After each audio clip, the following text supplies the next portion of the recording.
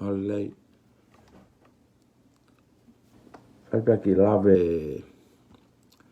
ko siope ke kala be ki kakai ko ni na nau. Toko ni mai e ku live ko ni ko ane po. Pe ko whakamālot ka le nā tolo e nā wanga o hiki ake ku profile ki o lunga. Ko ngā ke toe mana koa nge ai a whia mao ke sio mai ka kai ki ai. Ko whamalo atu ki a Tonga Prince. Ko Tonga Prince ko ke whakapuri mai. Kai ki uope ko hai koe ka ko ke whakapuri mai. Ka ko uiro be ko ke o tamaheni lelei. Pe i se ne heni. Ka ko kai ki ke ka ko ke rifia pe ko ia he asi maho inga totonu. Ko ngā ko i o fake. Ko au ia na ko to uane e kulavi pa ko whakahanga te pehu hingoa ko Siesi, TAMIANO, TAUFA'AO. E ko uiro peu tamaheni, ka kai beke ke lava ke asi mai ki mua ke ngā ke tau tala nova le ke mahino ke kai civilise tau tolu. Ka ke tau toi holo pe mui he Tongan Prince. Ko ia. O ko sio pe Tongan Prince ko hanga ni ko o whakamatala mai hoku family. O whakamalo atu ka goe. O ngahe na whakau ko live hoko pe pa te hanga o tuku mai ki tua ai ngahe mea koni ke hanga ko whakamatala mai. Ko ngahe ko whainga taa ia na o fo mai au ia ai mo hoku family. Na mo fo mai ai pa mo sanga o mo sanga o overcome for challenge ko i he mo ui. Ai mai lewa na mau i he lewa lo ko o ke ai a Tonga Prince. Pa ko tai mini ko ma o se makaka ke ma toria ke foi lewa lo ke he ia. Ai he kai pe he kai te ke a ko ke he lewa lo ko ia e Tonga Prince ko lewa ko te ke ai. Te ma fesi a uia pa te tae anga uia he to hifo ki ai. Ko ngā ko full professional o pito ko ia i he lewa lo ko ia. Ai ko level ko ta ui ko e whanga te volo. O ko ke full professional o pito. Pa te ke hanga ko fesi a wai mo family. Ko ngā pehe na ma ui ai ma tōpa ko ma os whakalaka me ma tō ki ai Tongan Prince. Ko e pa ko whakamalo atu ngā ko hanga tua ki o lunga a profile mo historia ko e ki family. Ko ngā o mau mahu inga ka te koe. Mahu inga pito ko mea ko ke hanga o avake ki o lunga. Ko ni ngā pe ko kure aka e moni, mo kure aka ko ai mo fie toko ni atu ki ho tau kakai. E ko tau kakai ani ko na lau kai o na brainwash, full brainwash life ka uri, pe o na tapo standard. O mahino atu ya e Tongan Prince So ke ko na pe o ke ha ko Tonga Prince ko ko hingo to no ya. Mahino mai be ko ko tapo standard dia. He ko ke asma ko hingo kehe. Ka ko ta HAKEhe ko. Mahino le vai ka ko Tonga Prince. Ko mea ko tapo standard.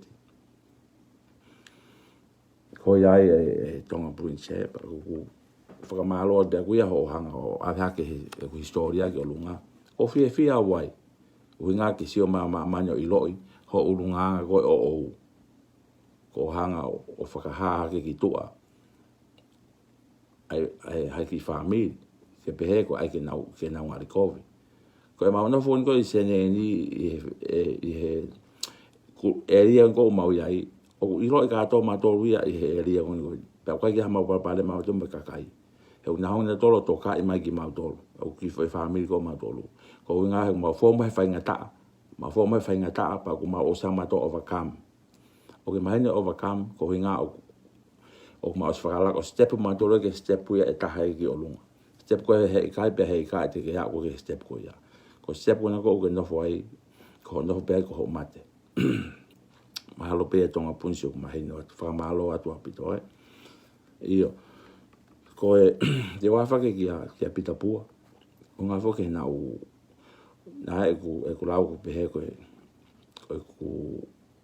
ko lau ke ne ki apis ko ne ki fa na e pita pua ka ta fa mo na kai ke uhinga de ku lau akuia ko pe ko ai ha ko fehi atu ki a koe.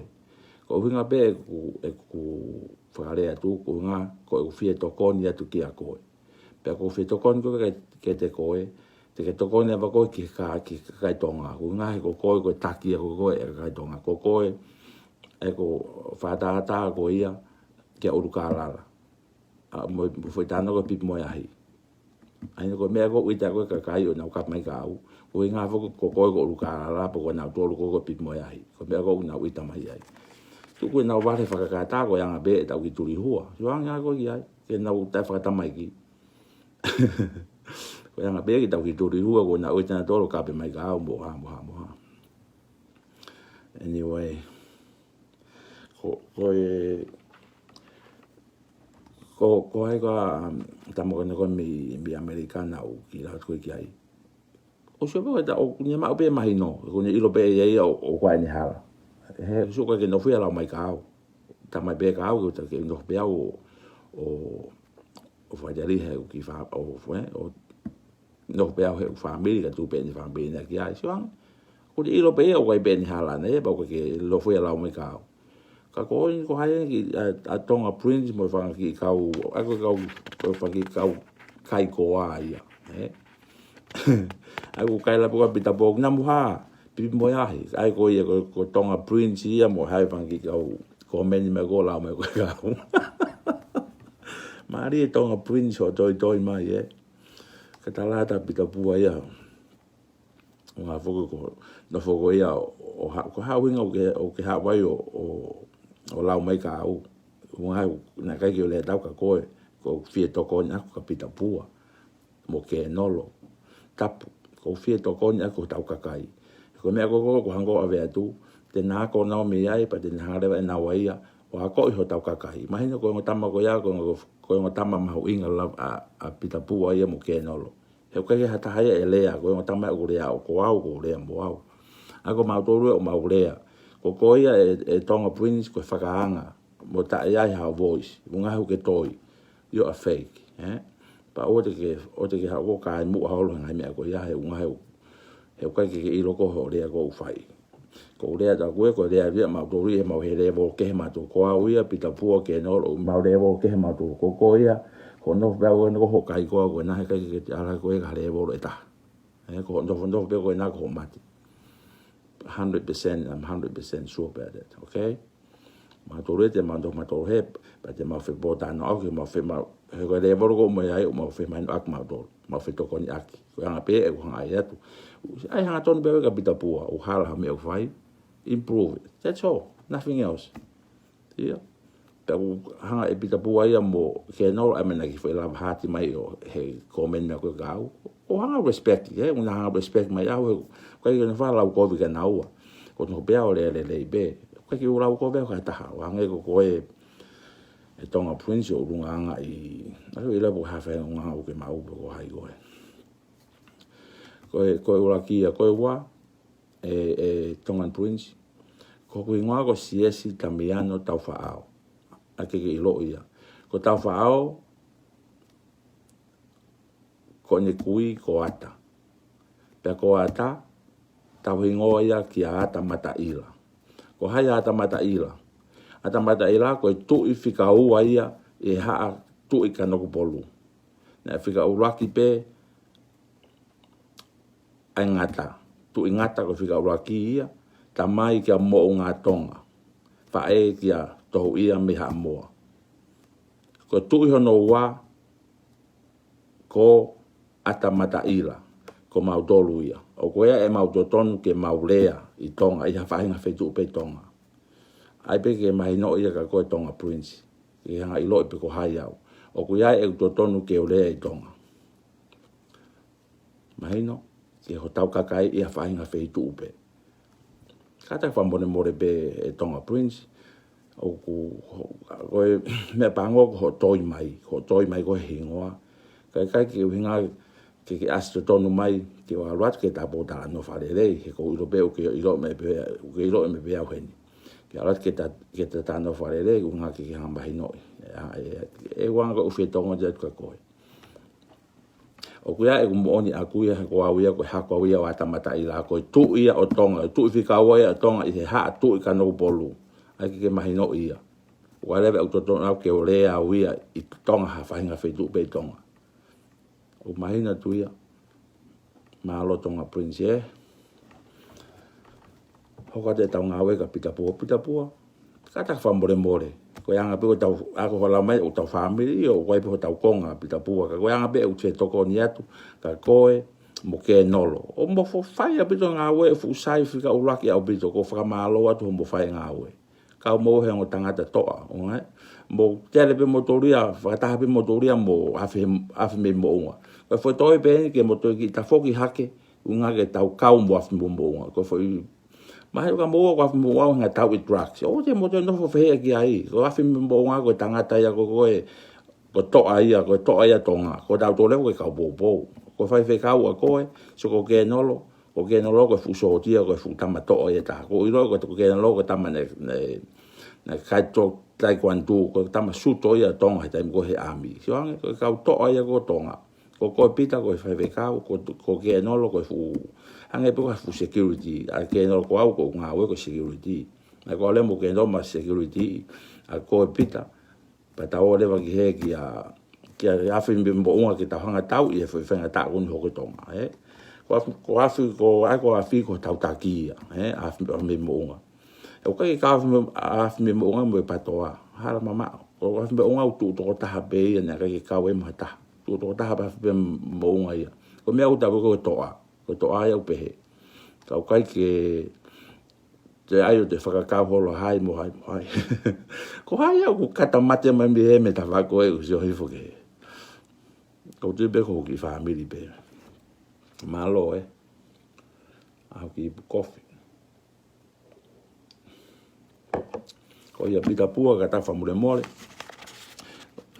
tau ki hanga o fi yang ki me agoni unga ke ta ho fulahi faka afa tau kakai fulahi fa afa tau kakai tonga mo tau fa na o tau family ko mau he IC o ha tau le ha le tau me fai ko tau no ho tau ta mai le ko tau tau lava le ya tau hanga tu ke tau hanga o ke tau hanga tau fa le kau tila kon ko tonga tau hanga o ta tawa bebe aloa uki olunga tau bebe aloa uki olunga ki fale tui kapa ua ko mo oni lau ko a monga pe ko tu ya o ku tele pe he mo oni ako hango lau ko ne po you can't say yes until it's proven guilty he kai ke tau be tu o ku cover pe level ka level o proven guilty in the court of law ka ko nga ke tau to ko ni ta to ko afi mo mo si tu to ta ha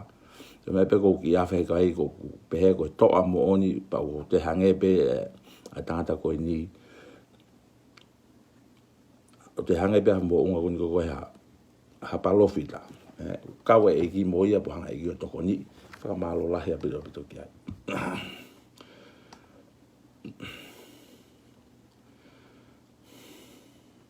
o ki la pe ngai ko meni ko ni he o ka kai ko fo ma to no ya ka o ku IKAI ka ha o hinga o kai IKAI ka su ni fifita ko ha o hinga e ko ka kai ko fo ma to no ya ka o ku IKAI ko ha o hinga te hoi mai ke mai no ya tu su ni fifita ko ha o hinga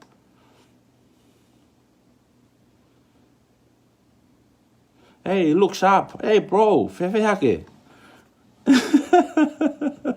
yo ko me ta ki fai ke hai foki ko to ki to au ya live ni ke ko ta fenga to kon be ko tau ki kakai looks up ko sabe ko ki best friend be au me fe fila ko ki tama pe mi holong ko is a good man o ki to po ki live ko fenga to kon be ko tau kakai mo sa ko ngai pa pale mo no ho ko tonga ya me mo nga penga mai ke tanga popo e tangata penga ke to papa e tonga ko to ke nga ke mahino pe ke mahino ke kai ia sunia fifita ko nga ke to va mo de fa nau ko ha winga fe mai ke hanga o ke o ki venga ke pe lava nau ke to konya to ha winga sunia fifita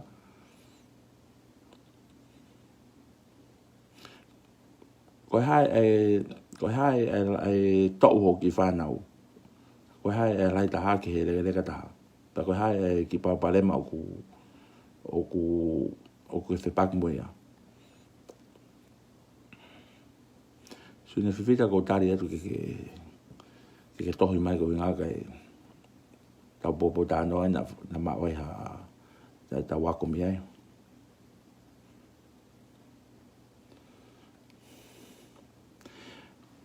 Iyo.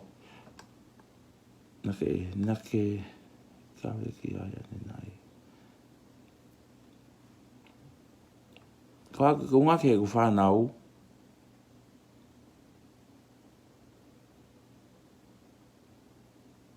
Ko awinga ke ne whai ko ke whanau. Ko i I don't get it. What do you mean?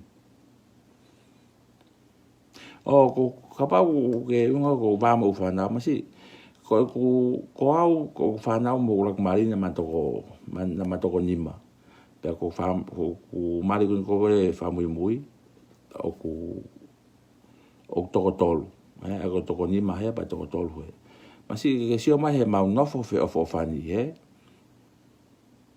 Oh, fe ke pita pua. Oh, iyo. Ko hinga pe aku ya. Ke si pinga koko e ta whanau ko pita pua. O ku mooni bea o ku sai i he ta ulunganga whakatonga. Pese te au sai. Ka koe mantiu ko taimini o ku oe whanau ia o ako mo kau palangi.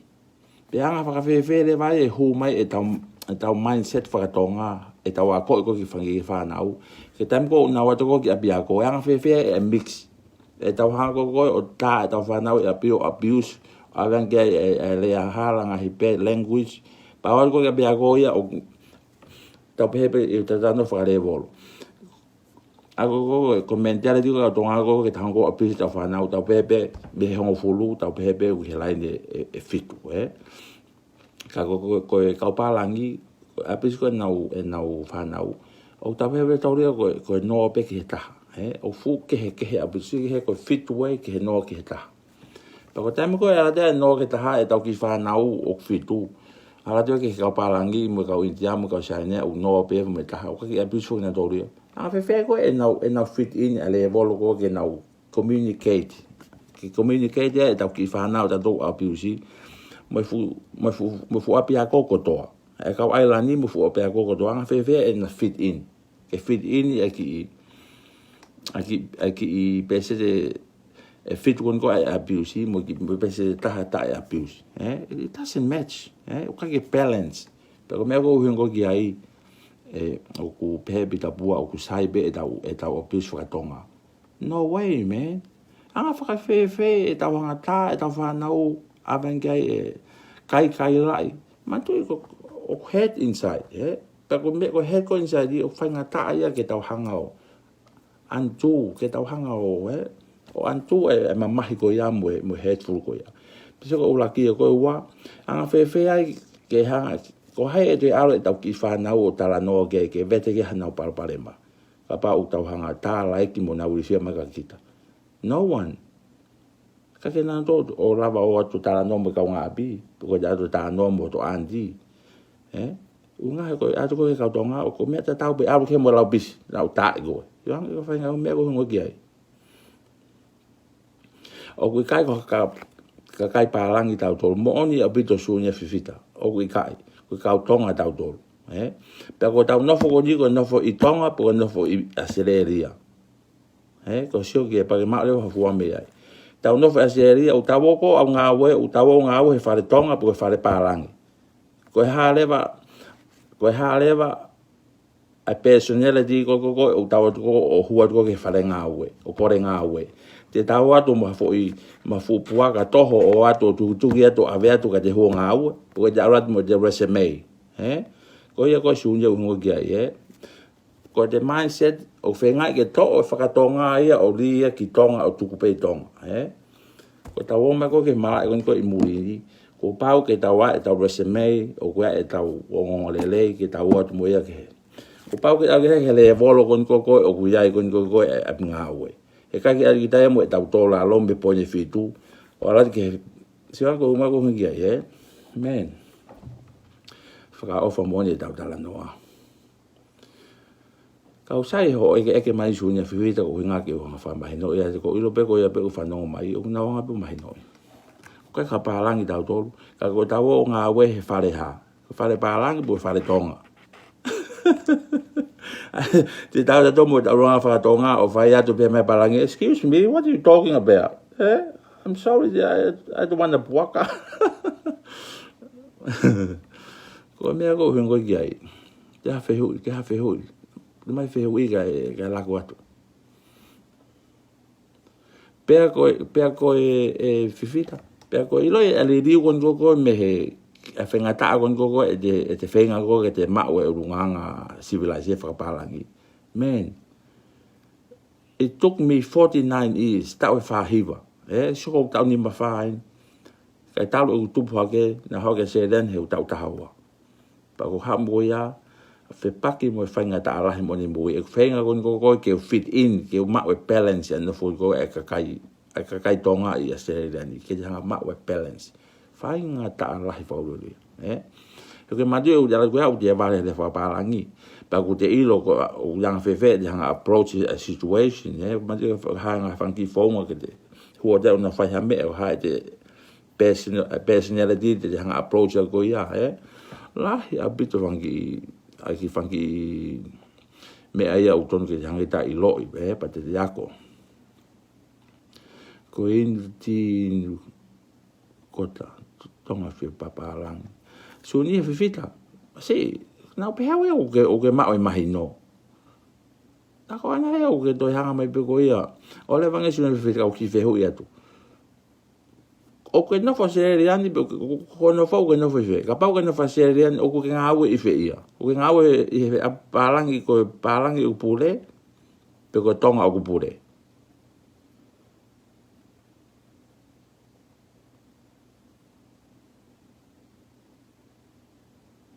O kai ko whe palangi.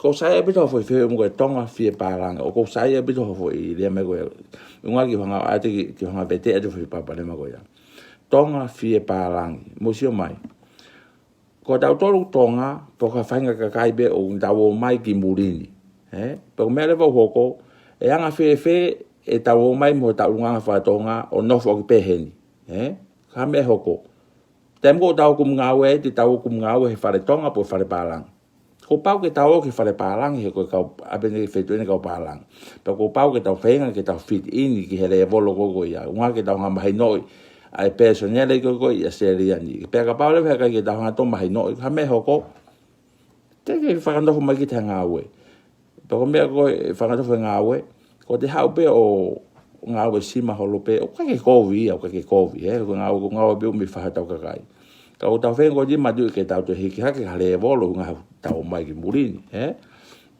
So ka we ko ngā security, ko ngā we koe, ka koe, o ko fia beha ngā we, ngā ko tu unga be ko uilau o ko iai, Kai ki beha ko whialo ngai panke, ikai.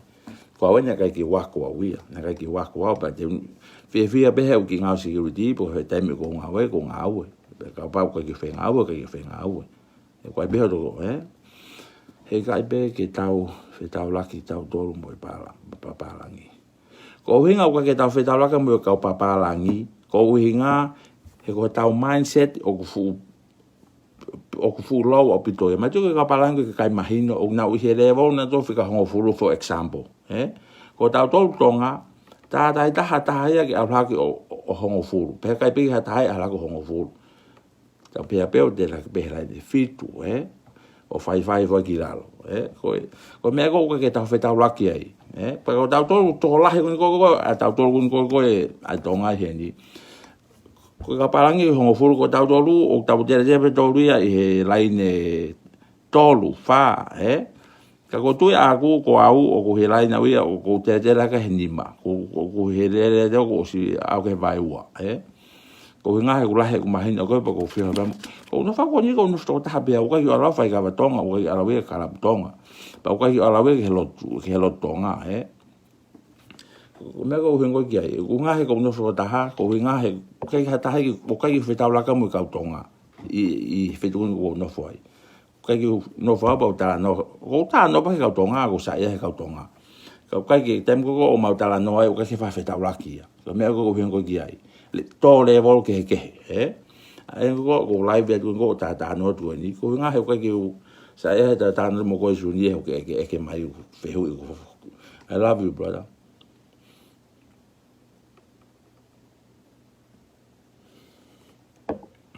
Ai tala whakafonua o tala tuku whakaholo. Oh, kui kakai tāna kia. Tāna kia. Oh, iyo. Ko Tonga, ko mo'unga Tonga, ko tu'ia. Whohia nuku. Tu'ia. Tu me koe. Ko tau sio te toe he sentu tahani ma tahaono. Pea ko mo ngā Tonga, na maria moe o fefine o ama. Ko ama, ko ntamai ko serui matai, ko tu'ia o Hamoa. Ko tu'ia o Hamoa ko serui matai, ko no foha ko ama. Mo hoko fu tau lahi Hamoa. Pea ko ama ko fu toa. Whina tō whinga ki tamte, hola mai lewa amai mo ne whamiri ki Tonga. Foi hola mai ko ia ko ni o fini lahi ko ni tahine ko tohu ia.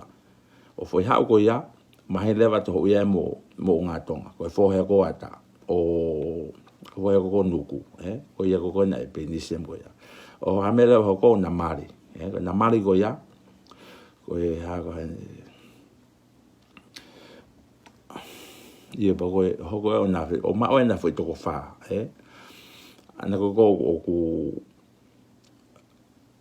iyo pa ko foi mau ko ia ko hau ko ngata ko ngata ko raki tui kanokupolu ia ma tu ko talo me ai me ata o re mai ke tui ko ni tap ko foi to ko tui e watol ne tui ko va me ko na ko ai ko me a mo nga Tonga e ka mata mai me ai o re mai ko ia o ko tui ko ngata ko ngata ko e rotu ia ko ha ko na kanokupolu pa hok ma le vai an ko ha mi ai ko ata mata ila o le mai ko ia me ko tu po wono ko tai mini ko foi to ko wa tolo ko foi tu ia wa tolo me ai ka ko hungai po ko ki whakarea ko ki hai kon a Tonga Prince toi fake page mai ko ni mo tangai o tamai pe ko hai au ke u le atu mo ha excuse me, Tonga Prince,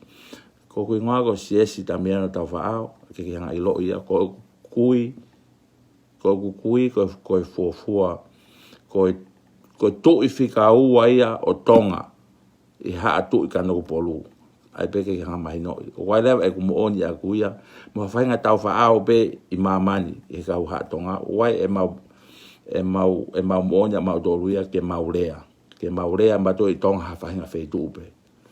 Ko tamai koe ka au re whare mahalo o pita pua. Excuse me, mate. I'm sorry. Ka tangi bewa e bewa ki hu whapalangi atu. Unga pe fuke matu i nau hau ki a serean he uta ua. Pau ke sio re ke kapa nau hau ki a serean he uta ua. He uta utaha ua. Sorry, ta utaha ua. Ko ni ko ke le whakatonga le pia wia no moro pe mea kotoa. Pe anga whakawhiwhere vai, karasi tuki hau mai kendu na tuki hau hengu na osi tauang o furu ba hangu na o varen jore whapalangi. Ka sure vai ke he kakai ko nau tui mo on ko ke he otua, o ka wai tui otua. Tui eiki, Ta whoka re waka ki a, toko waka na koe ko a whia me mounga. Koe tāma na toko na hoi sio mai ke laiwi. Pe koe ngahi, koe toa ia Tonga he taimini, awhi me mounga, hola, Aike mounga mahi no ia, koe fu toa ia Tonga he taimini. Ma tō i o wheska sini ia, o wheska sini, awhi me mounga, mo tu bowono. Wheska sini, I tā koto he kete e taha. O lewa te mo wanga tūku lalo ia a mounga, unga hei, ton peke loto a mounga ia, Mo ka tak whamure more pe, anga uki mawhana atu e lea. Ka koe mahalo o ai beka Tonga Prince ke ai pehene ki nei hanga mahi noi. E ka uhinga koko e ku lea tu ko ai pe e ku mo nyau ke o lea. O usanga tātu ku storia. Pake ngatai. O ko wongo ia pita uia e mea tonu ko lea ai ko uhinga e ko whenga to koni ko tau whanua. Mantui. Koe haa tu ia ko tupa ke a wai. O wai e mau iwi a mau tōria ko iwi whaka-SecurityGuard ko mau ofa ko tau whanua. Ko uhinga ko o ko whai. Ko ofa a kuia ko tau whanua. Ko ofa ko mea koe o ko hangai ko koe o whakaawa ke matapā. Fika ua ia me whakaawa ko na ko koe a whime moonga. A whime moonga whakaawa. Matapā ke re. Ka pana ke a whime moonga kai o lea o te mini. Ka uhinga ko e ku lea. Ko tokoni ko a whime moonga. Ko mea ko ofa he tangata ko ia. Ko nyanga whakarea ia hoi ahoni. Ko wheka ko he tangata nei whehui mai ko nai. Ka taki ho whehui mai. Usai ho whehui mai u ngā ke u. Ke ta bobo ta nomo whakamata lātu ke u ngā ke mea. Ke u ngā ke whanonga mai kakai ki nanga mahi noi. E pehe ko koe o ku kowe kau pārangi mo. Ko tau mai ki whonuani, ko tau mai ke tau whenga ke tau mo ui mo tau wako ai urunganga whapārangi. Ko urunganga ia usai. Ko tau urunganga whatonga o ku sai. O ka pau e whai to tonui. Pea whai le lei, pea whai ake mo oni. Pea ka pau leo o hanga futolahi e whai KAPA whai. Hanga ko ka Tonga Prince. Masi yo ka kira masi ne lau ko be mai ka mo family. Pe ko nga fa en whakakau. Man, this ko to ta ko ni ko tangata ko ni his frame of mind is sick, Puke lahi abito. Tongan Prince. Ko hai ko ako Tongan Prince. Fa mo ki nga ilo mai ko ki o. Nga kapag de ilo ko je o ratu ke tatala no fa le mata ke mata. Eu creo si lo be ko au Tonga Prince, He kai ke u Afrika tala no ke ko heri ta fa ki fata mai ki, He kai ko Afrika tala no ki ai, ke fetana o ki ai. Nga he te tau te fok te tore ke manatu ke taimi ko ia. Man.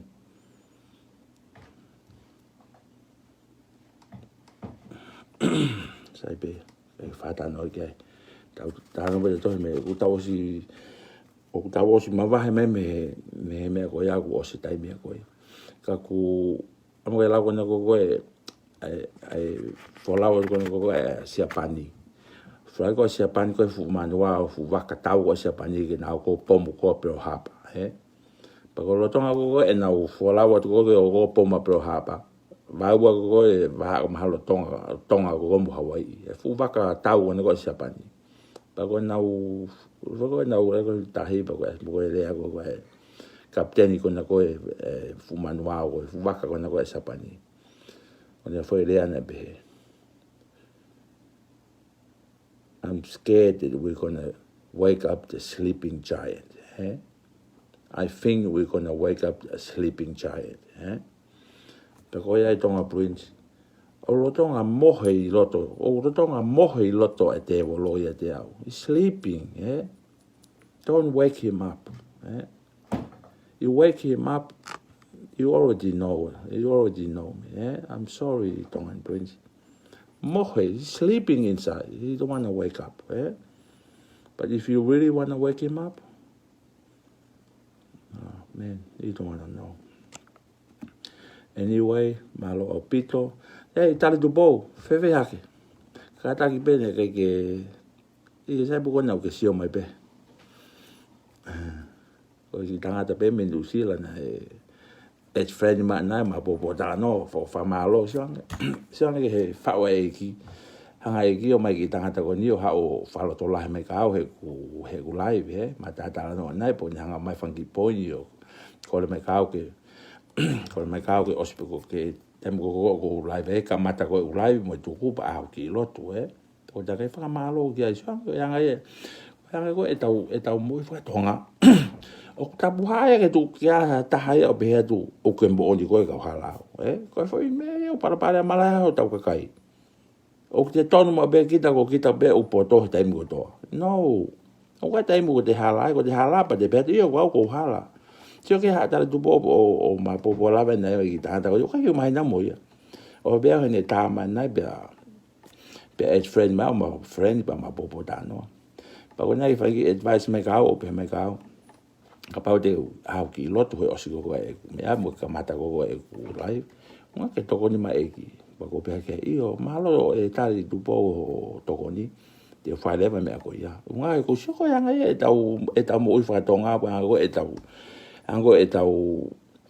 tau fenga ko ke tau improve e tau mo i tau fanongo ka tau ha mane ki ilo pa te oh yes thank you very much pa te hanga leva to ki fo ilo ko ya pa te ako me ya kau kai ko ha be ta ma ki foi pot o si hanga pa mai no me ko na algi mo kai ko ki ha le pe mai ka so ko fai nga me o futo no la ha ta ka kai de do le me fa ofa e fai nga me ko ya ko ke lo te ke te ha ta ki ha pota o poto ha ke ya kita ko kita be u te ilo me ko to very sad very sad mindset na ko fa ki mindset go ya o to ton mo tai me ke avo ya o la ku ya ako ke bebe sina foi me na matu ya ke ka ko to ngalo ya aki foi kapati ka to ke mantu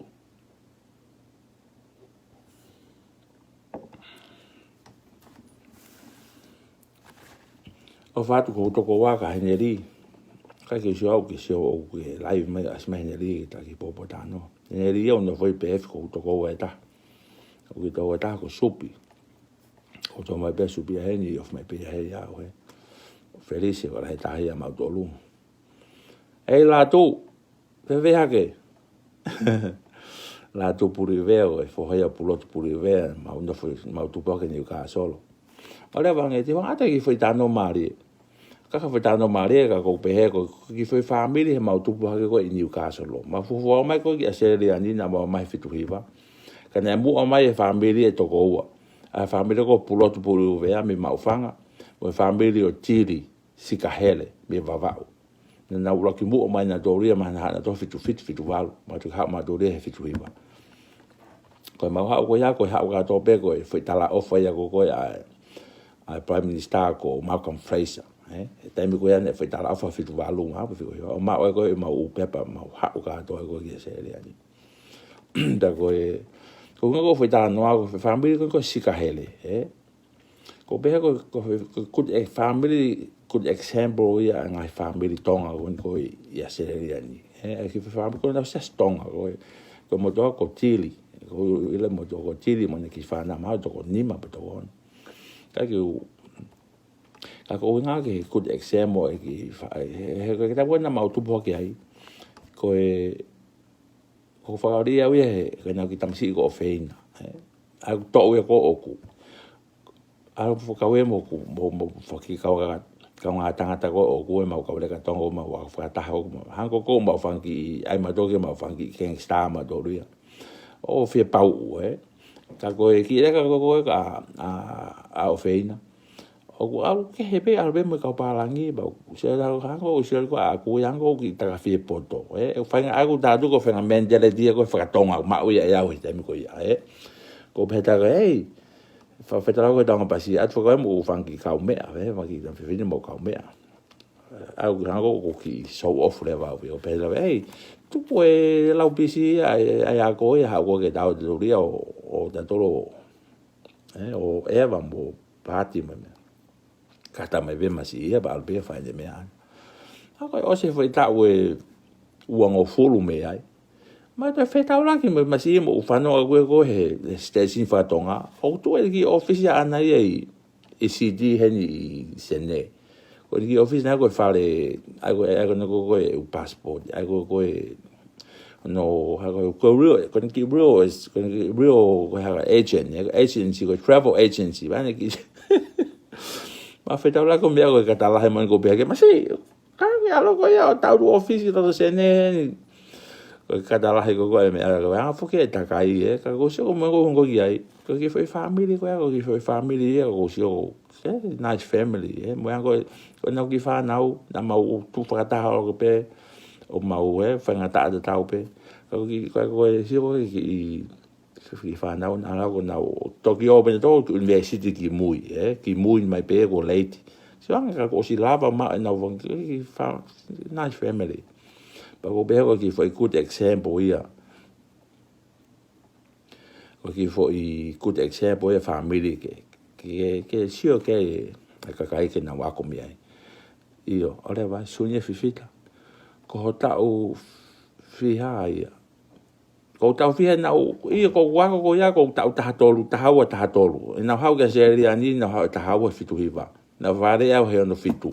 Na hau he no he ko tau ta ia. E fitu na farea no fitu na ha fitu hiva na go tau ta Hawaii ho le va ko fitu ka pa ko fitu hiva ke tau fiha te ko ia go tau ta Hawaii o tau na si hua na ho pe ke fo fitu valu na ka fitu valu pa ka si fitu valu ka fitu valu pa ka si valu ko fitu hiva pa ha o le ke se le ni pa ha o ke mo ankolo o mi kaere e fa na to hiva pa mo no fa da beni ka so fa kala ta pe mo no fo ai to la fo ke ka ko me ko pango u nga fo he na du pa ke Tonga na aku mahana ko fo live ya tu na la ne abuse fa fa mo e mo u he tu pa ko i ku la ano abuse ko ya o sexual abuse kata pe ko fa tu fa fin mo una u si o mai mo ka kai mahino pe fa tu fa fe to le ko le ba ko he mo ne abuse ko i ku la fa la mo ya ku pa ko fe ko pusaki me ko nya ko he ko angolo o mai ko tamai tanga te to ko nima fa na ko ya pa mai de va o no aki hange awe ko na ki fa kale ti fo ka ma ko abuse ko ya ko fu ke le ko fu ke hanga ilo e me fa pe be awe ko hap wa he ka tama to ko me ko na ka pa ne ka ko tama ma o ko we ko fa le di mo be awe fa na won ko ya ako hende TAUFA'AO to he ko feliz ko supi ko molo sifa ko la he ka ko na o to ko ni ko ya o fe nga me ko tanga ta mini he ka pa ne ka hanga ka tama fa hapo holo ko ya ko he ne malo IKAI looks up no ko awe ko space he level ko ya looks up ko me ko ne ho me ka ke pasi ko me ko ta ki he looks up ko level ta ke he me no be ka winga ha it's not my fault ka ko me ko ya ko ka ya na fa me ka it's not my fault e toko o ko open ya ko winga I know what I'm doing o sai pe ka o ko me na ho ko ga me e pasi pa ko o so ka me au ki mui ka to it's all in the past doesn't matter o school ka ka malo bit pe ho to ka mai luksa pa ko ka ko step ai ko me ko ne ho ko ya ma tu ne ho ko he fitu ni ma fitu ono la ni mai ko ya a pis ko ya o so ko ta o ni e fang o fulu me ni mo fulu me ai pero le me ho ko that's long ago ko hai ten ke hanga carry mai me ko ha tu ma fa me ke rid of it kwang ya te hanga fu me ko ne ho ko he ko nga ko te hanga fu mai ko ma fa ba pi ko tu me ko te ba ne ho ki mu forget it ko te hanga o te fu ho lo te fu ma fa ba ko be ka kita okay that's you I'm just saying it's your life bro ko ia malo su duk sape ko ia ko au ia unga foke ko osi overcome ga to evangi pewe ko ya and ako da bebe ko was step away 50 step ahead of all that os ki mo ko me no ya ka me no ia anyway Mahalo hanga ko tama o I mai au e kana I ka e ko swale dia. E ko he kau whana ko ambikare sa mai tangata e na o I mai ko au. Au sai be ya. Hey, is that you Sifa or is that you Katrina? You owe me, man.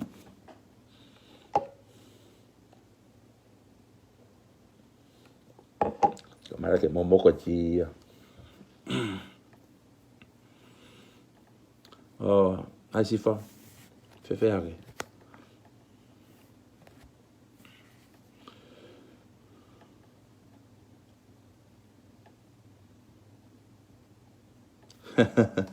Latu, mahalo, eh? Yeah, that was fun time, eh, back in the days, eh? Yeah, that's it, mate. Ako latu e ko ku mau to wako madore mau tupa ke ni ka so au fa na ko pulo tu ako datu ne na han to fitu fa ta han do me fa na ko atiri mo o fa na wa ngaholo mo do ngaholo me mau fanga ko e mo ta ko kolo ko na ko I mau fanga so ka no fo ko ni ka solo fo lo ya ma dolo mo ha ko me tonga ma to me do fo ni ka solo Pakalata tu te mi koi. E tari, waha o ki whehu ku whe ai mai ta popo lawe nei. Ai tangata ko whamaro ki ai ne ki toka I mai au et friend mai ma popo lawe nei. Ande ki toko ni mai. O sai ko tuki whahatau ki lotu.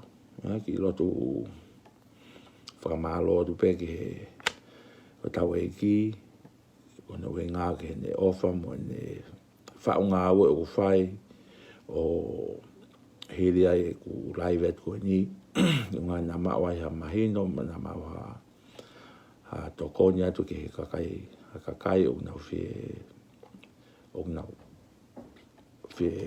mawa tokoni. Kai ki ilo e ke he kakai o kake nau ngā mahino I, ka koutu I be o nau mahino I be, ka o ku tonu be ke te repeat e tu be e ku live o ngā ke nau whanongo pa nau whanongo pe ako tu ofia pe ko nau whanongo pe maari e lewa ai hua tu ki loto ai message ai message ko ku ke whima o e eiki ki whakaho ke tau kakai pa ko whamalo ka te ko eiki ho tuangi e pita pua e mahino ma whaka ke nolo o ngā koe o tangata ia, o tangata toa, o ngā poto he lea. Ka koe mau ki whetai mahi no ake pe eiki, ko hui ngā koe usio atu ki he. Anga namba uina o pe he u whakatiki tako. Ke anga koe e na whanau, mo anga koe e na nau ki family.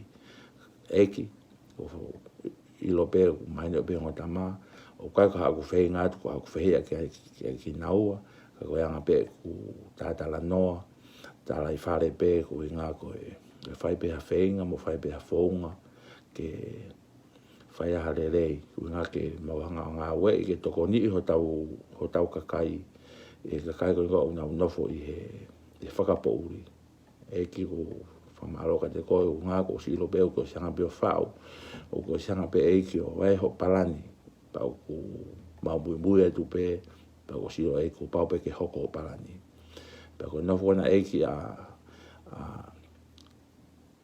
moonga mahina ka te ko e ki ko ho wholofola mo ho whaunga o tahape e kai ke puri ha mea e ki moonga me iafi o kune whai e ngā we u ngā pefok e ki ko ho tataki pa ko na e ki e ai pe ola rei u hanga mai ko ngā we eki kia mounga o māmari eki ka kua pau peke asi mai ki tua ai mōni ngā eki ko tau kakai o tau motu ki whanua o ku whema o bito eki o tokoni nei hanga eki e si astu pō luaki o momohi hake ai kakai mo whanua o manu a kau o maka kia te koe eiki. Pe ko koe pe eiti, te hanga to'o. Mehe kakai. Eiki, ko Tonga, o kua steward kia te koe. Pe ko koe pe, te hanga to'o. Mo ke hanga o. Ta taki eiki, a kakai, kia lelei. Pe eiki ko kore ka te koe. Hoko te pe eiki ho whina ngā lomo o whāmo o. Ngāwe ko toa o whamei. Ke teki mātoro, ko mautui. Mono kakai. Kore ka te koe eiki ki hangana. Whakahuange, a toi ilo ma toi mahindoang eiki. A tui tupo wono.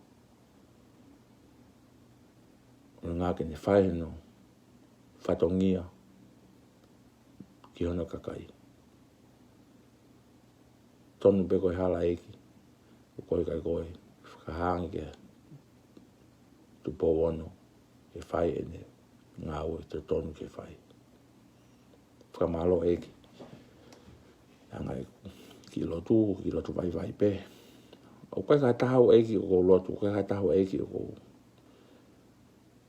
o ko no pa fai me ko ni ka ko ilo eki o ke to koni iau o wai pe eki o message o fo mai au e pe nga ke to koni ka tau ka kai amen mahalo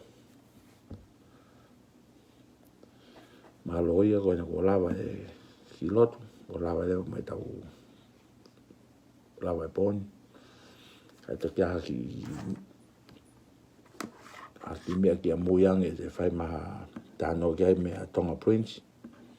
Ko tui pēo ko sai pao pēa ene fui lawa na e ko teu. E Tonga Prince o ko fia pēo e ho hape ho lau mai e vai he unga he. Matika ko Tonga Prince o ko atau mo eiki. Pēa he kai ki hatai mia e malo haka sa tana i eiki. Ane whee e Tonga Prince. Hei kai ke no nofo a satana a te volo pa nga uesia eiki. No.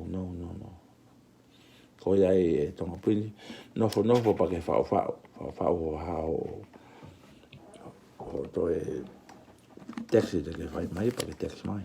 Te utata te bea de tale le bea pa ko fia au nga ho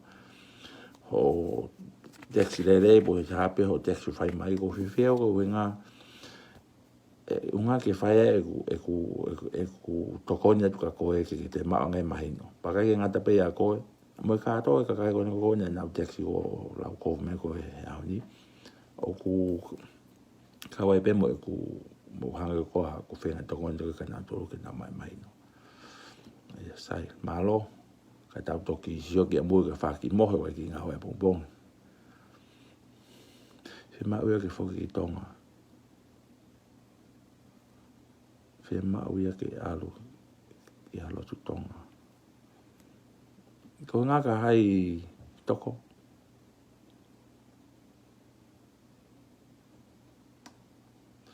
Ue.